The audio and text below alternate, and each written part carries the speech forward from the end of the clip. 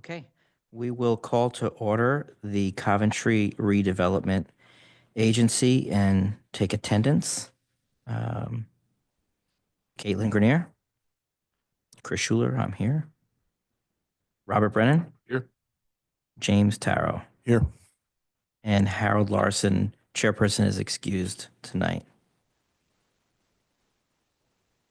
Emergency evacuation plan. There are emergency exits towards the rear of the room or the front of the room, on the side as well, looks like, and bathrooms outside. So our first step is to review the meeting minutes. I don't believe we received any meeting minutes to review. And we did. We did. Well, then all good. So let's take a motion to approve the meeting minutes. Lead on. I'll make a motion to approve those meeting minutes. Second it. Okay. Motion made by Jim Tarrow, seconded by Robert Brennan. And we move on from there. Do I have to take a vote? All in favor of approving the minutes? Aye.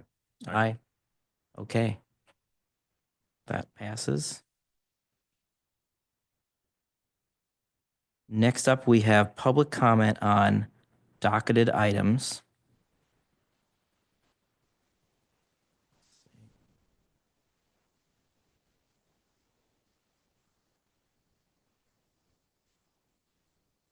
We have a public comment on docketed items.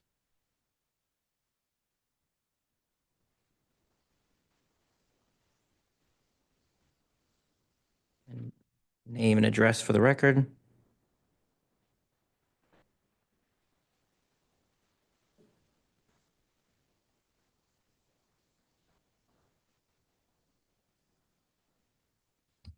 Oh, I'm sorry. Better? Steve Riley, 5 Osprey Drive in Coventry, Rhode Island. I've provided some letters to you a couple of weeks ago. And unfortunately, at the time, because of the way the open meetings, I didn't get a chance to speak at that time. Your last meeting, I didn't have a docketed item, so there was no undocketed item section to the meeting. So I'm here tonight. I'm not going to waste your time talking about my letters. They're self-explanatory. They convey my feelings on the CRA being tasked to determine this public use right now. The town being in the beach and pavilion business, apparently, and the question of overburdened flowage easements. So I also realize that the train has left the station, so to speak. The concept of a dam management district is apparently dead. And the direction that the town's taking, the Solicitor Angel is quite comfortable. He's made that known a couple of meetings ago in the direction where it's going. And there are 1,000 ways to skin a cat, and this is certainly one of them. So you folks have a difficult decision coming up with this public use. I just kind of go back to my research is showing that this was a public use. It was created by the legislature in that capacity. And so in that sense, someone could repurpose this for another public use.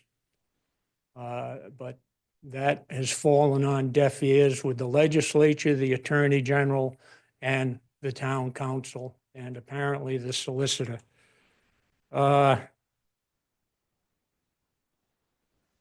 So I guess going forward, I just hope that you folks, you're going to have a difficult decision. I sat through the presentation by Mr. Williams a couple of meetings back, and I was amazed at the amount of man hours that go into public relations, state lobbying efforts in a process like this. And seems to me that the project should sell itself. And if you have to have that kind of PR amongst the town and the state to get something across the finish line, that maybe there's something a little wrong. The other thing that bothered me was this TIF concept. And it's based upon projected revenues going forward as a means for making it all come to pass. So if these aren't realized, then we're going to have, if you sat through last night's town council meeting and the audit results and some of, say, Councilman LeBlanc's questions about unfunded liabilities and what happens if the town sells everything and where are we left, we have to be very judicious in our funding going forward. So once again, the idea of a beach and a pavilion, if it's not necessary, is to me a big question. And towards that end, I'm hoping that you folks will be thinking outside the box a little bit. If a judge determined that a public use was something less than whatever is decided on, and I'm talking, off the cuff here because I don't know where the direction is going, but I'm just saying we have a town engineer and we have a DPW all in the area of this condemnation, which could be made to very, I'm going to say, conveniently establish a boat ramp and a controlled parking lot that would provide a public use. So that's just my talking. If I can just leave you with Johnson's Pond, I consider it a community. My family is growing up there. My mother grew up on Raymond's Point as a camper. My father built a camp in Hill Farm Camps. They met at a Dick Hill get-together many years ago. So I feel that I've come to know through their experiences and my own, Johnson's Pond as a community. And I'll just leave you with this based upon the fact that for a blighted and substandard agency to be talking about Johnson's Pond, who the waterfront properties command I'm going to say twice the value of the same size property for a water view across the street. It's kind of odd to see this taking place, but if I can just leave you with something from Nichols on eminent domain. Property owners abutting ponds, lakes, or rivers have recognizable common law rights which are more extensive than those of the public generally in such otherwise public bodies of water. When the acts of a governmental or quasi-governmental authority with the power of eminent domain interfere with those rights, whether to the extent of a full or a partial taking, they may be the subject of claims for inverse condemnation or de facto taking. Whether the impact on the littoral or riparian rights of the property owners occurs as a result of a single act or as the result of a natural progression or series of events occurring over a period of time, a taking may have occurred.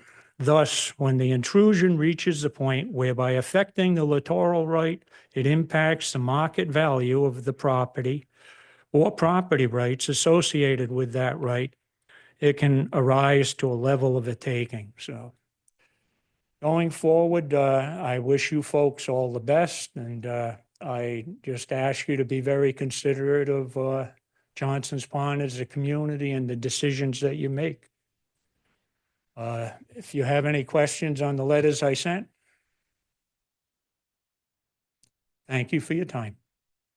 Okay, thank you for your comment.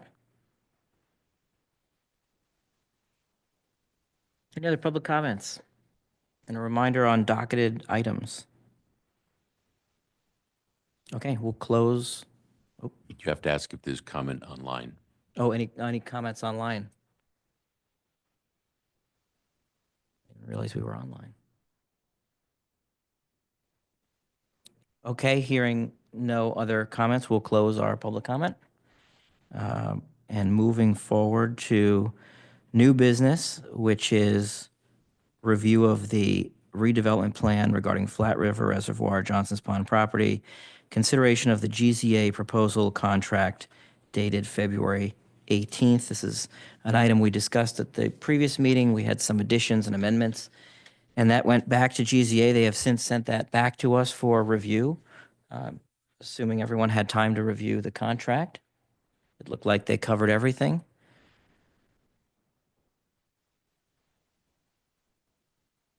And Mr. Solicitor, if you have additional items to discuss on this contract? Thank you, Mr. Chairman. Couple of things. So folks were aware at the end of the last meeting, myself and the chairman had an opportunity to meet with folks at GZA, prior to which GZA was provided a summary of everyone's comments from the last meeting. They took that into consideration, and we went through a couple of revisions, which is what you see here. If this group is satisfied that the revisions that they wanted were implemented, then, I'd ask you to consider approving the contract, and in your motion, permitting the chairman to execute that contract. With that said, I just had a couple of comments that were made in the comment section with respect to the GZA relationship and the contract itself. I want to be clear for the record. I want to clear up some inaccuracies in what I heard. First of all, there is no lobbying at the state level involved by GZA. Anything that gets done at the state level will be presented by the town and this agency. That's number one. We're not paying for a lobbyist. That's not what this is. Second of all, there was a comment made about lobbying the local population. That is not what's stated in here. What's stated in here is what was vetted at the last meeting, which is public outreach to ensure that the public in the town is fully aware of every aspect of the public. And as you folks are aware from reviewing the latest draft of this contract, there will be a website as the agency had envisioned. And folks who visit the town's website will be able to link from there directly to a website strictly for providing information for this. And I would suggest that the bones of that website would be the agency's website. Okay, and we've talked to IT here. Cody's in the room. There's no logistical or other problem in doing that. It's actually pretty seamless. So it's not lobbying the state. It's not lobbying the local population. It is public outreach is what it is, to make sure that people are aware of what's going on, so that they can follow the materials and that the process is transparent. There was also another comment made about riparian rights. No one on this pond right now has riparian rights. That's just a fact. Look at the deeds, they don't. If the council decides in its infinite wisdom at some point to grant those riparian rights, then they can do so as the town owns this property. But right now, as it sits, none of these people have riparian rights. That was a big problem with the legal struggle that involved the private ownership of the pond. I just want to be clear on that. So if you have any other questions, I'm happy to answer those.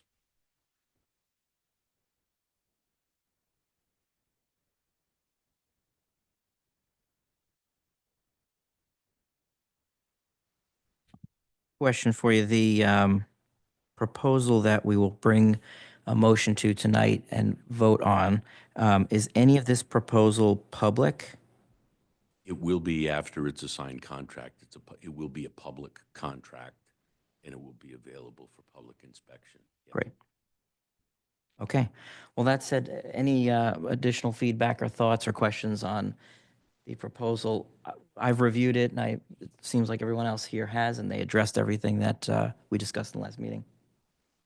So let's have a motion to approve the contract.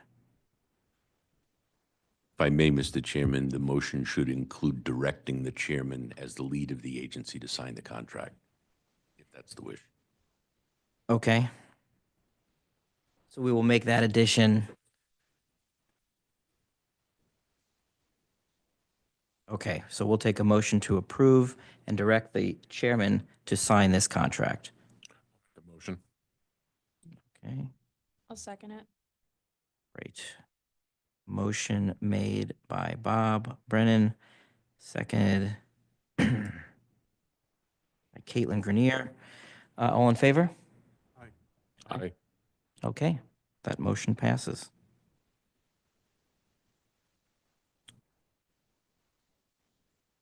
We have no business matters carried over from the previous meeting. There are no additional resolutions to discuss. We have no executive or closed session items. So I think this meeting is a quick one tonight, all right? A motion to adjourn. I'll second it. Motion made by Caitlin Grenier and seconded by Jim Taro to adjourn.